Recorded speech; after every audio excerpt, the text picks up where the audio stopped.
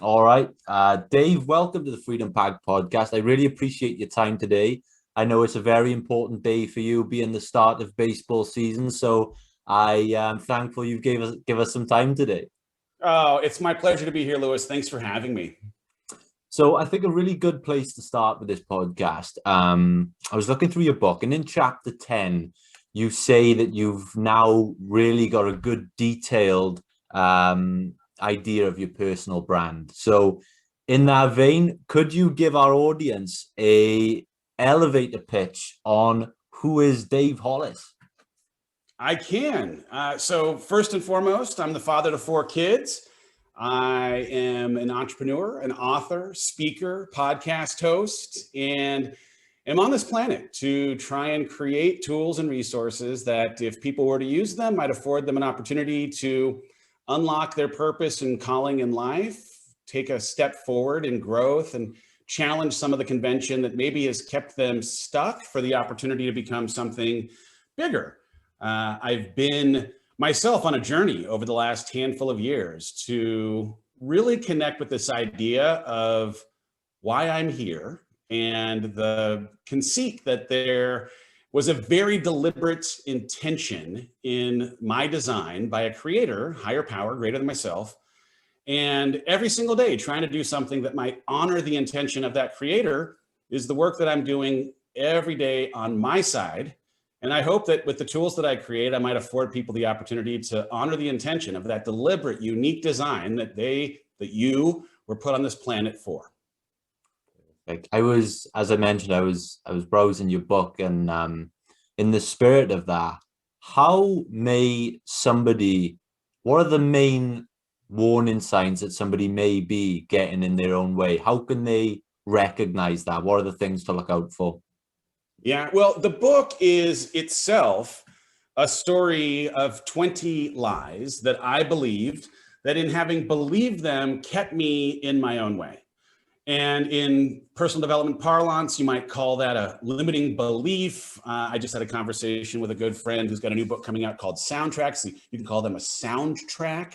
But there are stories, there are dogmas, there are things that we usually from a very, very young age have been programmed to believe by our family of origin, by society, by the worry of what other people think, that in believing those stories have us thinking that we're only capable of doing certain things, that we can only show up in a certain way, or that we have to be or act in a certain way in order to get the things that we desire most in life: love, connection, acceptance. And the work that you hopefully can do, whether it's in this book or any book, is to really question the source of the stories that you believe, the source of why you gave credibility in the first place to this thing that governs how you show up for your life, so that if it's not serving you, you might uncouple it from a thing that ends up governing how you'd operate going forward, so that you can fully step into who you were meant to be. And so the book and the work that I'm doing in real time, it's trying to trace back where those stories come from. So if you find yourself stuck, ask yourself, what are you believing currently that's keeping you stuck? What's keeping you inside of something that's comfortable or familiar? Often as humans, we tend to choose to stay inside of suffering that we know because of its familiarity, because it's just the way things have always been. And we come to assume on some level that it's just the way that things will always be. And the only way that we can undo that kind of thinking is to understand what it is that we believe in the first place, and why it is we believe those stories, that programming, the constructs or dogma that have kept us feeling stuck. What I love about your work and your mission is you're really open about fulfillment and your own personal journey with it. It makes it so much easier to buy into. And there was a quote right at the start of the book. I've got over here. You said, the low point of my professional career was when I had the highest paying job and the most significant title I'd ever had. Um, Honestly, at the time you were referring to your role in Disney, obviously a juggernaut in that space. Some may have looked at you and thought, you'd hit the top, you'd hit the roof. You are the sort of the metric of success to a lot of people. But can you just explain to people maybe your idea of fulfillment going into that job and where it actually left you in terms of fulfillment? Yeah.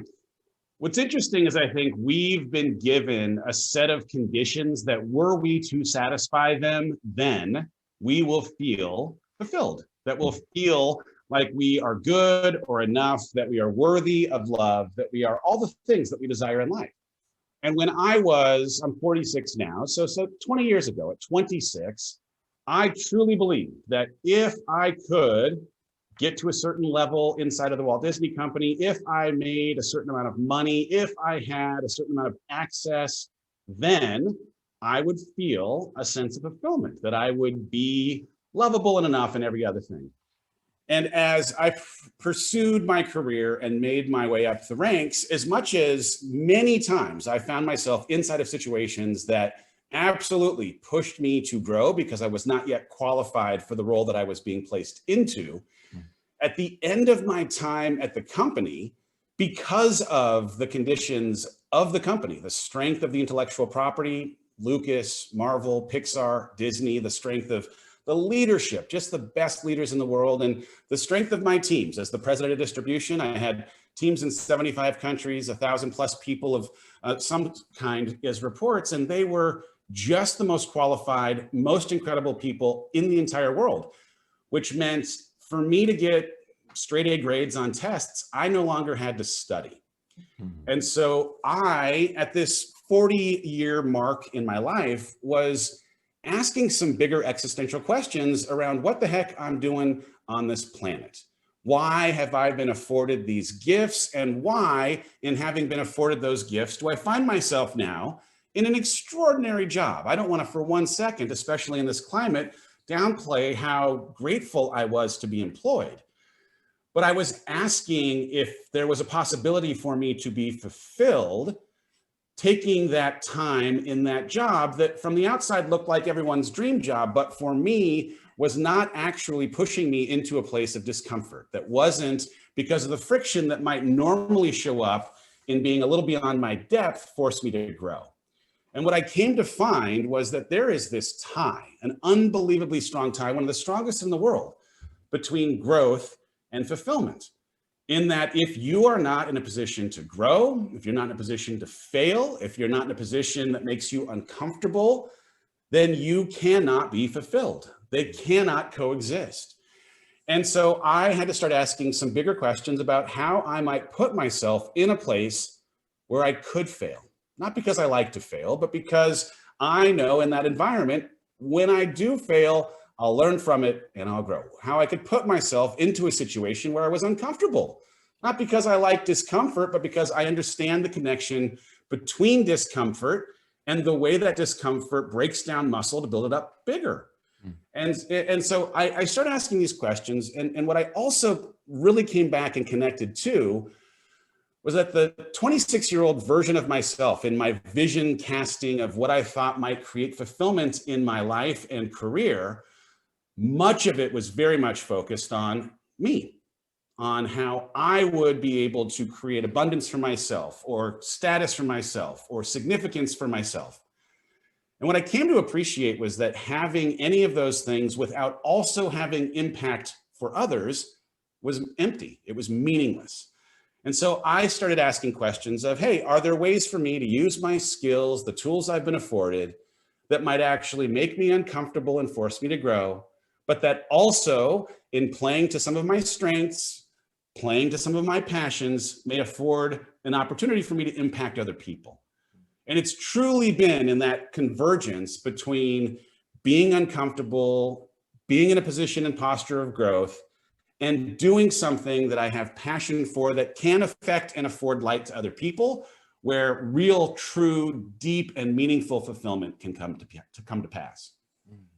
I wonder then, if we look at it from every angle, so maybe yourself as an entrepreneur, you know, a lot of people would tie success with money. For myself as a podcaster, people could tie success with views or listens. A salesman, you know, success is being the top salesman in the company. But what metrics do you think that we should all use to define what success means in our work? Well, the main question that I've asked as I'm measuring my personal success is, how do I feel about myself when I'm by myself? How do I feel about myself when I'm by myself? Now, I started in the beginning of 2020 with this bold declaration that I was going to have my best year ever. I did not know the circumstances through which my best year may in fact show up, but in attempting to engineer this very best year, I started by reverse engineering all the times when I did not feel the best about myself when I was by myself, in an attempt to understand if there were any variables present that in seeing them consistently there, I might be able to, as I saw something presenting itself on the horizon, preempt it from happening so that I might actually engineer this feeling great about myself when I'm by myself thing. And when I look back 5 years in the rear view, the thing that I saw that was consistent every time I was in my way, every time my confidence was compromised or I felt shame, it was when there was dissonance in my life. When the person I'd suggested that I wanted to be, the person that I believe God created me to be, the person that my family deserves me to be, and how I knew myself to show up on that given day during that given season was different than what I'd represented, than who I know I can and ought to be every single day. When I can create integrity between who I suggest I want to be, the things I'd have to do on this day today, the only day that I can control to get a step closer to who I'd hope to be in the future, that is when I feel great about myself when I'm by myself. And that ends up being my definition of success. Because success for me is every day getting one step better, just a little bit better than yesterday, right? I'm not competing against you, Lewis. I'm not competing against anyone else. I'm competing against who I was yesterday. And as long as I'm making progress, as long as there's growth, as long as I can create that integrity between who I'd hope to become and how I show up today, I feel good about myself. When I have that dissonance, that space that exists between who I could have been, who I know I could have been, but didn't show up as, that's where compromised confidence, that's where shame, that's where regret, that's where motivation being compromised all live. And so the more that I can create that integrity by developing a routine, by having a set of goals, by surrounding myself with the right people, by putting the things that I am good at and the passion that I have to work in a world that actually affords other people impact, that's when I can create the integrity that makes me feel good about myself when I'm by myself. And that ends up being my definition of success. Perfect. I love that. There's an old self-help cliche that I just love, and it's that there's no such thing as a stupid question. And for yourself, we obviously mentioned you know, your time working at Disney with all the incredible people there, and you know, through your entrepreneur and your podcast, and you've probably been around a lot of successful and valuable people. What can you speak to on the power of asking questions, and how often do you think that we miss out from, you know, learning something really valuable for the sake of pride? It's interesting. We're having this conversation on April Fool's Day, and I saw an April Fool's-ish quote this morning that I think captures it perfectly. The person who asks a question feels like a fool for a minute. The person who doesn't ask the question is a fool for a lifetime. Yeah. And so the idea that you might expose yourself or become vulnerable to not having all the answers may in fact be a short-term trigger that reveals to anyone that you're around that you are still in data acquisition mode, that you are still in an attempt to learn, going to ask about things that you do not yet understand. And as much as you may feel a pang of being revealed as not having yet altogether, the idea that you would ask the question is the only way that you're ever going to actually acquire the knowledge to become the version of who you'd hope to be as a leader, as a parent, as a partner, as whatever it might end up being. I was the very fortunate beneficiary many times in my 17 years at the Walt Disney Company, walking into a room where I'd been placed now in charge of a task that I was not as qualified for as many of the people on my team. And in that moment, I had a choice. Was I going to represent that I knew all the answers to people that very clearly understood my history and would have seen right through the very thin veil of me acting like I had the expertise or experience that they did? Or might I build a little bit of trust by acknowledging up front that, hey, I am here to do my best to create every opportunity for us to achieve and exceed our goals. And the only way that's going to happen is if I am afforded the opportunity to ask a lot of questions so that I can, from your expertise, understand the inner workings and intricacies of this business in a better way. And in doing that every single time, it recognized and respected, it saw the value of the people who were sitting in and around the table of my leadership team for what they were, experienced leaders, and made them appreciate that I was interested in having them help me understand the business and not going to pretend like I actually had it all together or had it figured out. And what was great in doing that, one, I inoculated myself from some of my own imposter syndrome by just acknowledging up front, hey, this is who I am. But also the perspective that I brought as someone who didn't actually understand the business as well, that maybe wasn't as entrenched in it or didn't understand how things had always been done.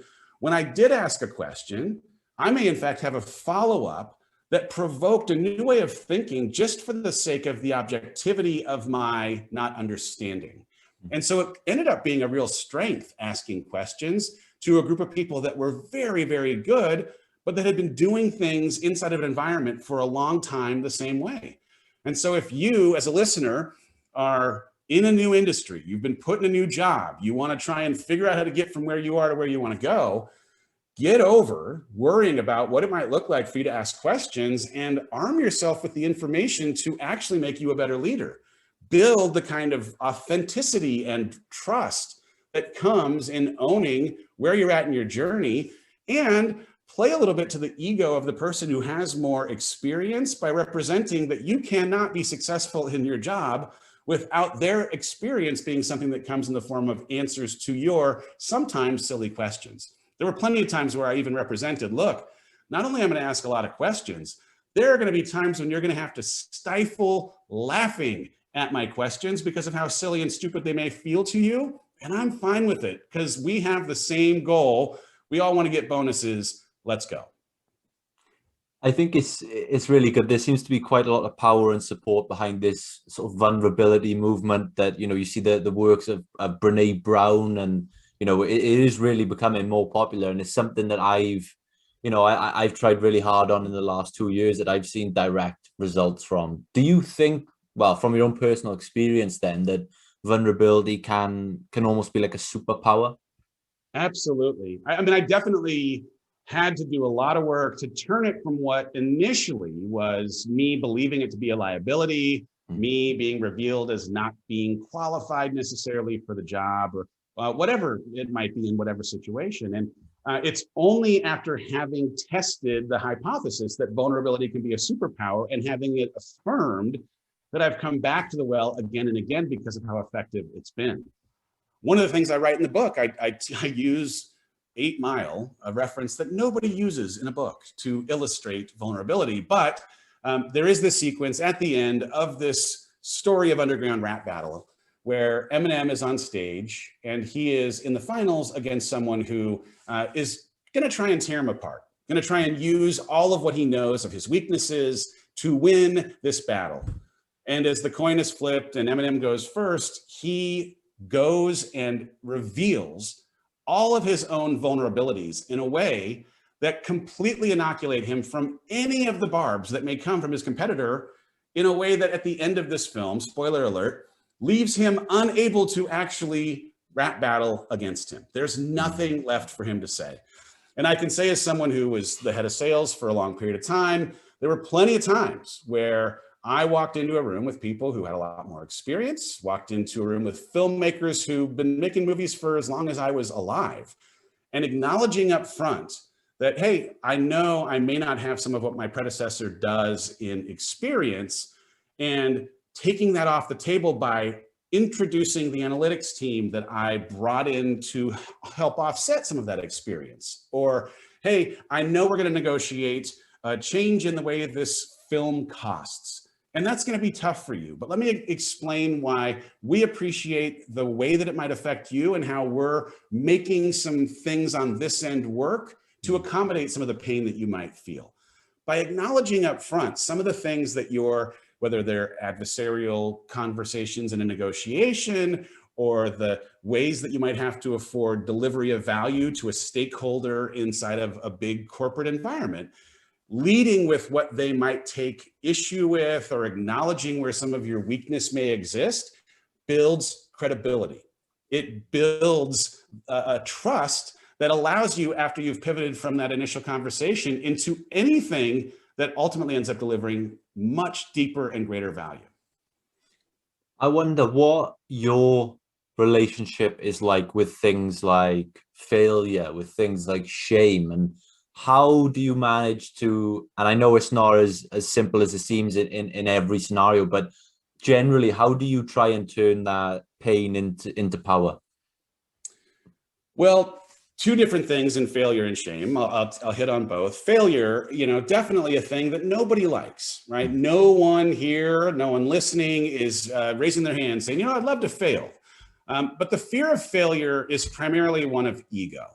And it's not so much that you're worried about not getting it right. You're worried about how other people will think about you for not having gotten it right. So there's a couple things in that. Number one, anyone who's judging you for having tried something and failed probably has not themselves done the thing that you are doing, right? So spectators, they can cheer, they can boo, but if they're not in the arena, they do not get to play the game. They don't get to dictate how the game ought to even be played. And so you can be free from the worry of what they might think, because unless they're in the trenches with you, they don't actually have an opinion that gets any weight or necessarily deserves any weight.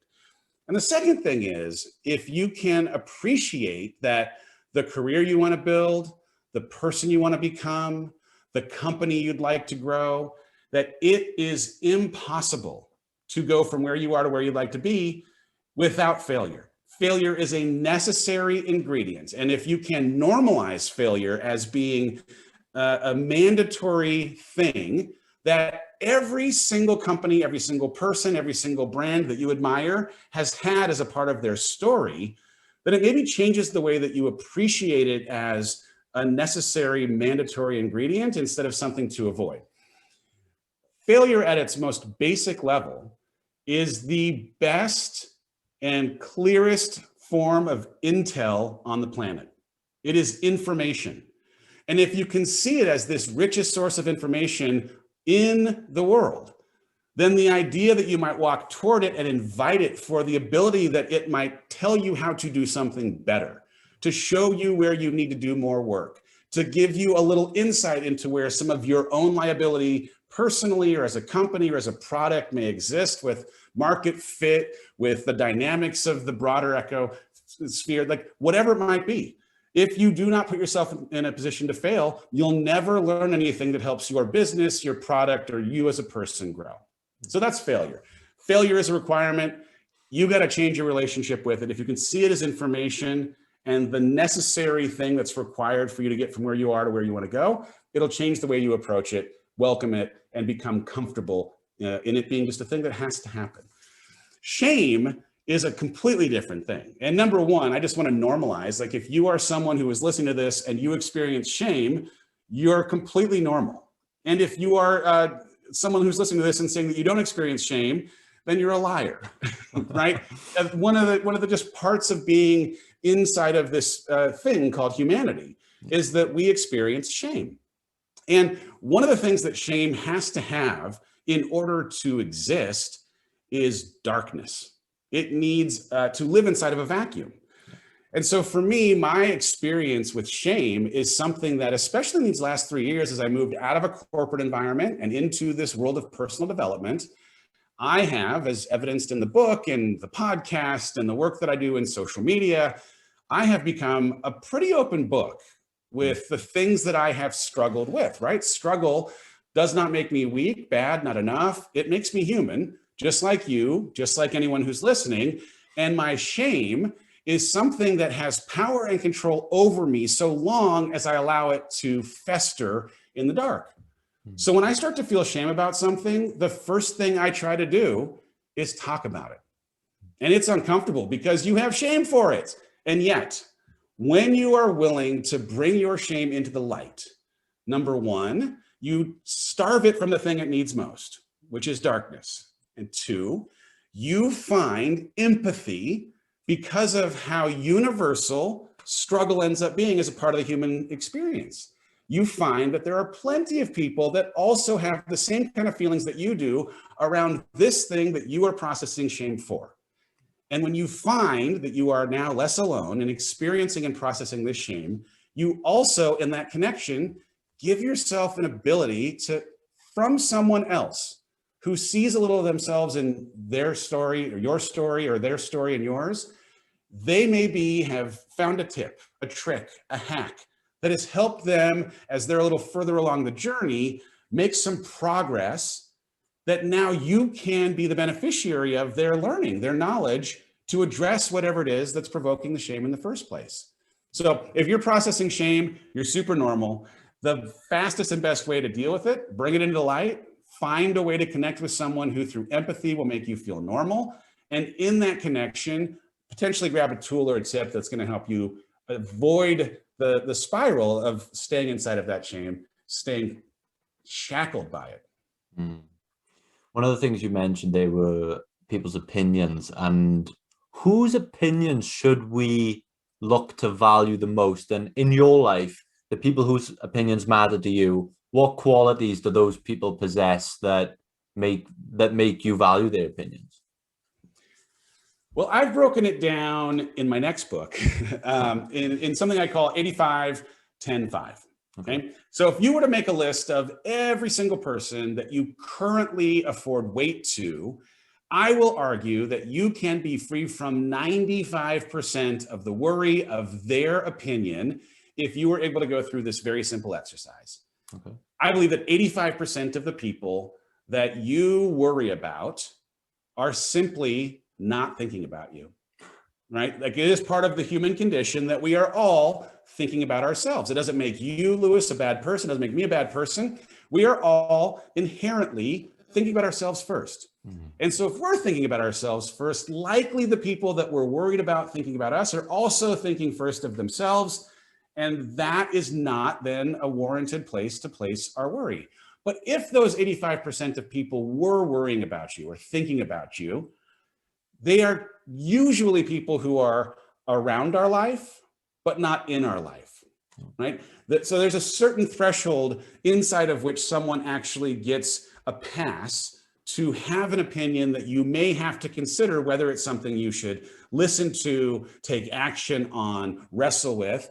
And most people, 85%, I'm going to argue, either aren't thinking about you or have opinions that because they're around your life, your friends on social media, you might go to a small group or you might go to a sporting event, like they are around your life, but not in your life.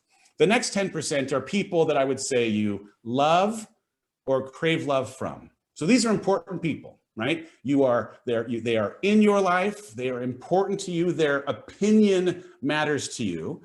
And when we go back to that question of where did the stories that you believe, where did your beliefs come from? They are often the people who have authored our beliefs. And so the question you have to ask of this next 10% is, if they are a credible person in your life who you love or crave love from, do they have credibility on this specific topic? And does their credibility have relevance specifically in your life? Right? So I will give an example here. I talk in the book about having not been someone who thought he could be a runner. For 36 years, I didn't run. And I didn't run because I had a story told to me by someone I loved and craved love from, who told me that tall people can't run. I'm 6'4" tall. I was told I couldn't run. I believed it to be a story that was true for me, never tested that hypothesis myself until one day I ran. And though I was told that tall people can't run because of their back, their hips, their knees, I ran, and my back, my hips, my knees, they did not hurt, and I ran more.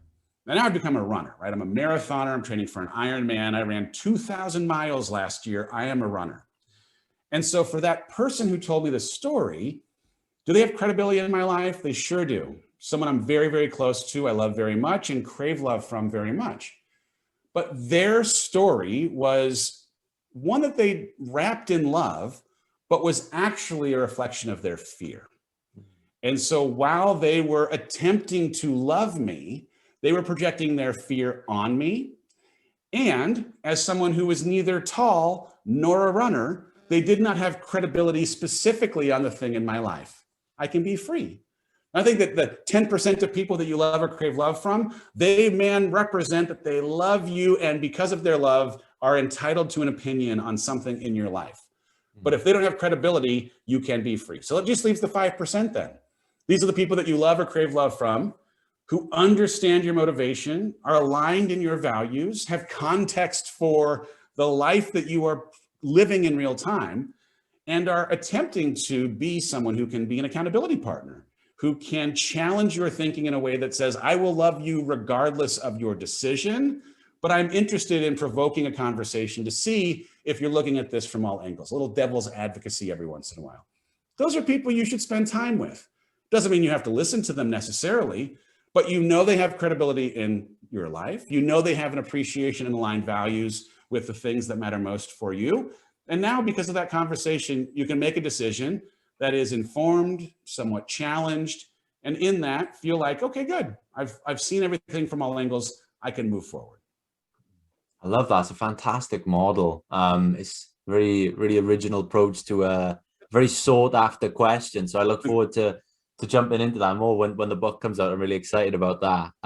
On the subject of, your circle, how important is it to surround yourself with a diverse community of people?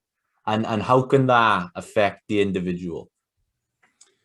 Well, your circle is important for a host of reasons. I mean, the diverse question is important because in the book, I give the example of just in a business setting, if you are trying to problem solve with people who are all similar in how they've previously solved problems, the alternative ways of solving problems will never appear because no one in that circle has ever had an experience of trying to solve something in a different way. So having diversity in how other people have either different functional expertise, ways of thinking, even there's a great story of a phone that came out where when you tilted it to the side, it worked if you were right-handed and didn't work if you were left-handed.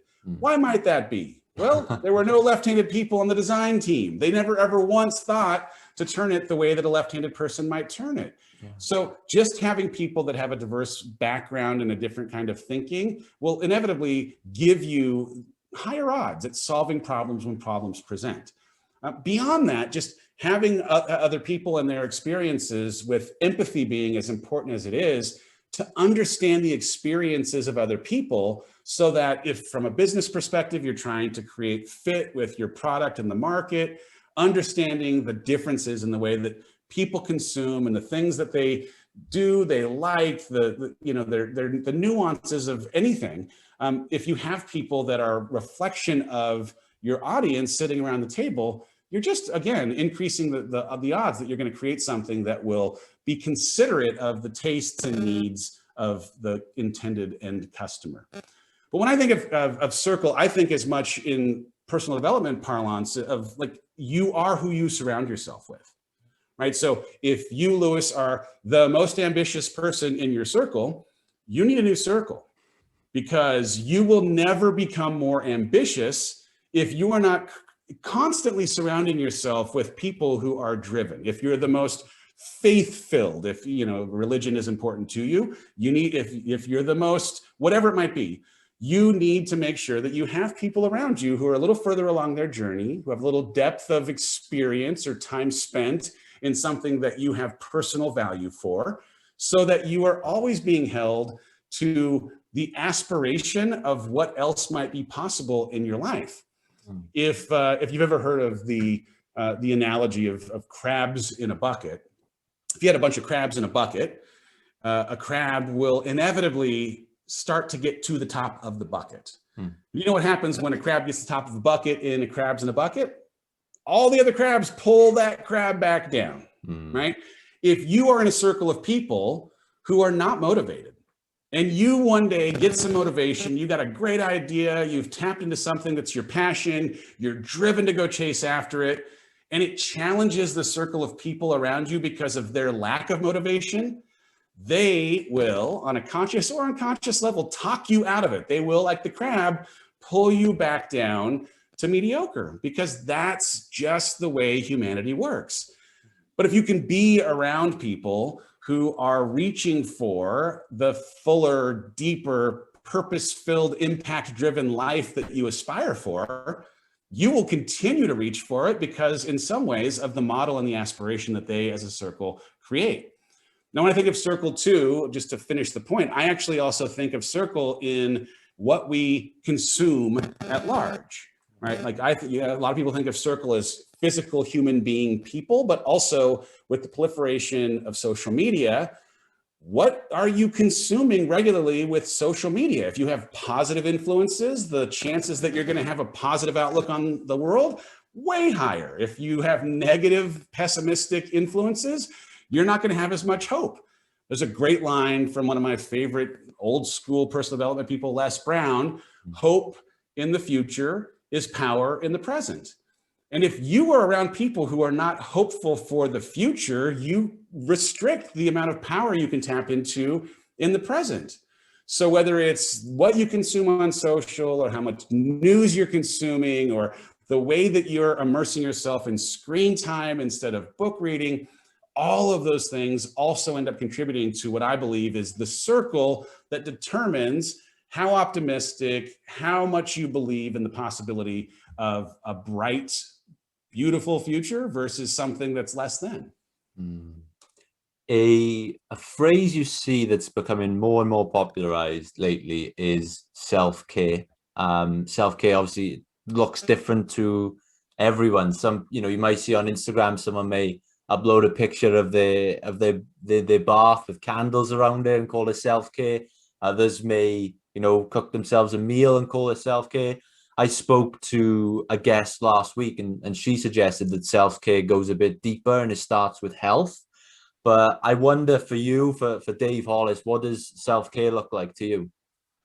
Yeah, so I have very much feeling on health as my answer to the self-care question. The question that I have been asking, and I revisit it on an almost every 6-month basis, is this question: what do I need in this season against each of 5 dimensions of health? What do I need for my physical, mental, emotional, spiritual, and relational health? And if I can come up with 3 things that really tend to my specific needs in this season for the next 6 months to get that step every day closer to who I'm hoping to become, well, then I give myself the fighting chance to get there.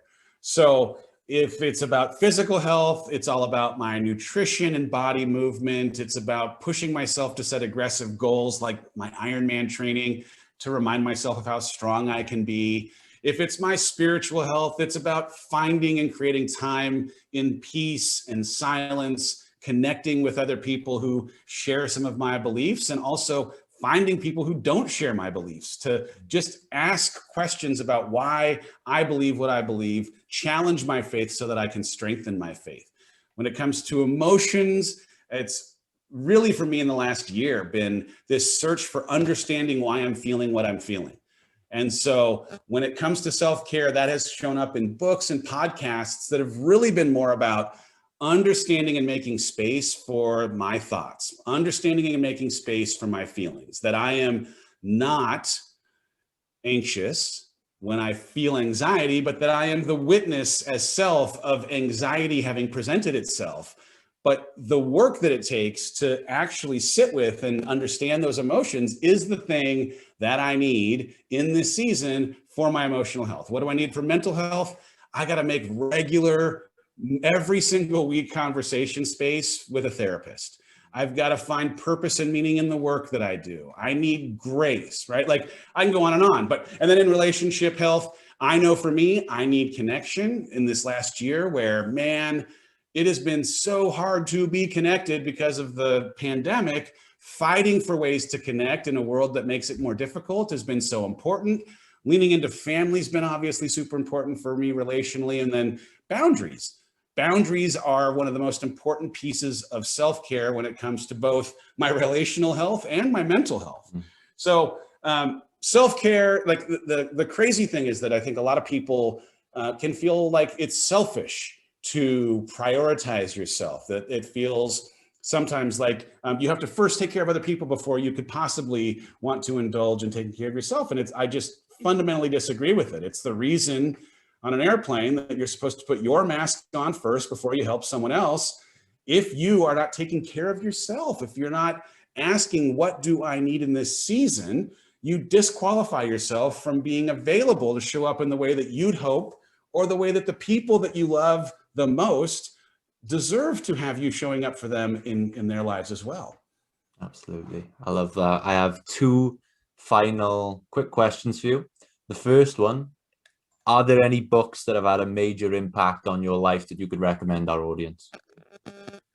The first book that I reference in my book, well, there's two. I'm gonna give you three books. So the first two books that I read inside of my own personal development journey are books that I think every single human who is interested in growth ought to read. The first one is Power of Habit by Charles Duhigg.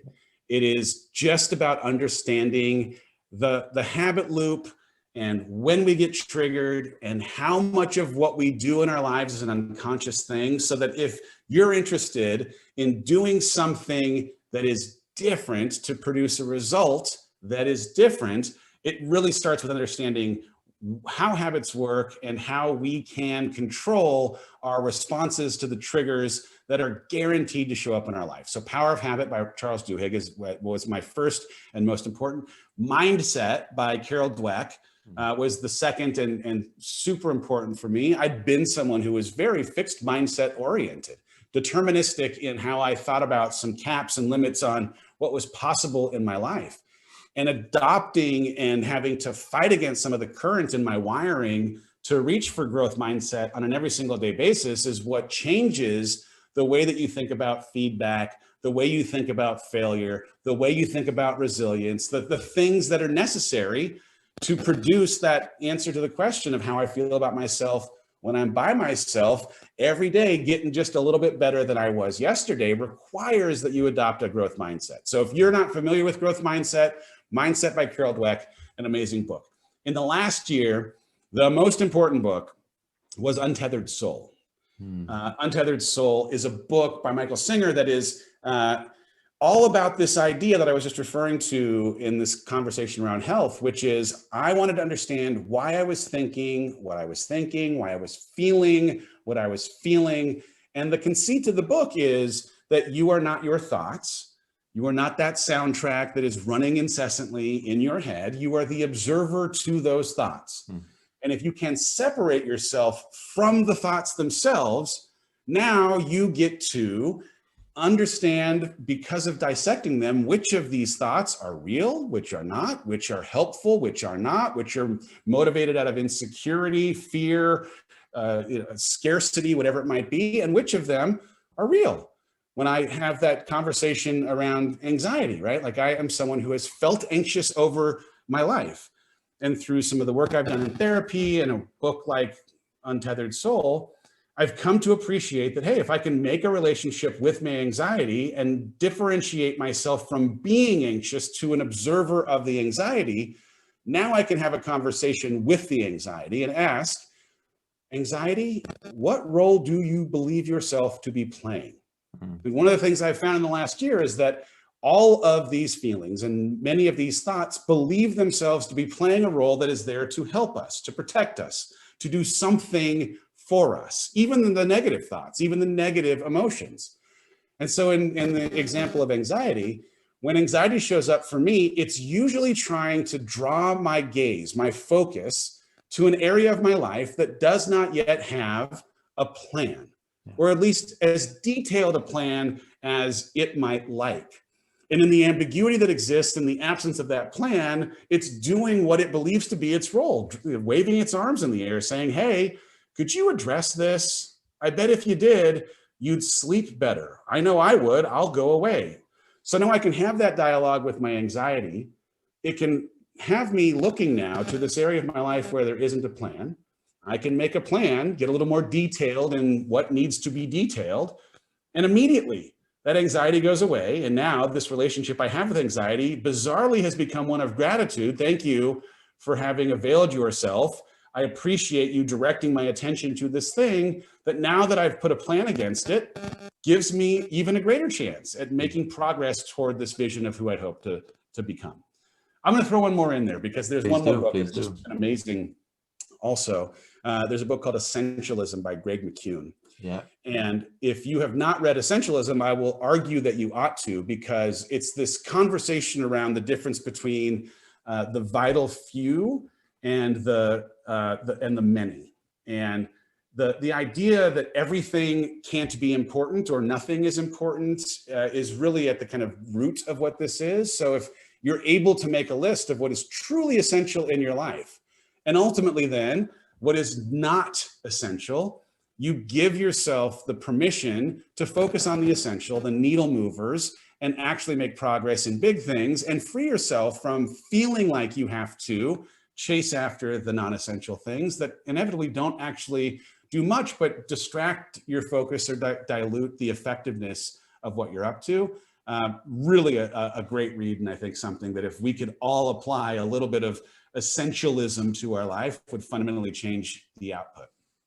Love that. Greg McKeown, former guest and good friend of the show. So Awesome. yeah, I second that recommendation. The last question I have for you today, this could be anything from a professional goal to family. For Dave Hollis right now, what makes a life worth living? Well, I'm going to come back to part of what I started as an introduction point, and that is, I believe that every one of us has been very intentionally put on this planet for something great, that there was specific design, and that the unique, intricate, weird, goofy, amazing details that exist inside of you were done so on purpose. And that the work that each of us has to do in this life with the limited amount of time that we have is to do everything we can to honor the intention of that creation, to leverage all of the things that we, of all 7 billion people on this planet, are the only person to have the wiring, the competencies, the passion, the experiences, all the things that we have, only we have. And those things being uniquely gifted to us come with a responsibility to gift to other people the things that exist inside of us. And so for every day of the rest of my life, it is not a thing that has a destination, but it is a perpetual journey until I'm dead. I'm going to try every day to get a step closer to honoring the intention of a creator who very deliberately designed in me the strengths, the skills, the abilities, the light, with an intention that I would share it with other people and have impact on this world. Beautiful, beautiful. Dave, for everyone listening now who may want to find out more about yourself, maybe check out the book that we've mentioned a few times, where can they find more of you? Well, I hang out on social media quite a bit. So Instagram is Mr. Dave Hollis, Facebook, Dave Hollis, Twitter, Dave Hollis. I don't go on Twitter as much. The book is called Get Out of Your Own Way, A Skeptic's Guide to Growth and Fulfillment. And it's available wherever books are sold. I've got a podcast that comes out every Thursday with a new episode called Rise Together. And I do coaching. If you're interested in coaching, on a really fantastic platform, it's like a masterclass kind of thing called Growth Day. You go to growthday.com/Hollis. You can be coached by myself, Brendan Burchard, Mel Robbins, Jenna Kutcher, David Bach, a host of amazing coaches every single month. We all go live. There's recordings, a great community. Anyway, that's where I'm at. Perfect. I'll make sure some of those links are linked in the show notes below. Dave, thanks so much. It's been a really fun conversation, one I've gained a lot of value out of personally, and I can't wait to share with the audience. Right on, Lewis. Thanks so much. Have yourself a great night. Thanks for having me on.